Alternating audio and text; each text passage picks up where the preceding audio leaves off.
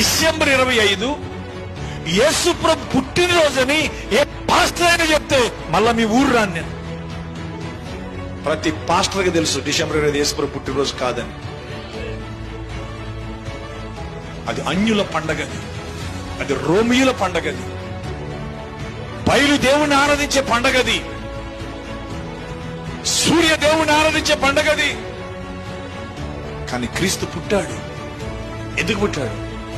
పాపులను రక్షించుటకు క్రీస్తు యేసు ఈ లోకమునకు వచ్చిన మాట నమ్మదగినది, పూర్ణ అంగీకారమునకు యోగ్యమునైనది.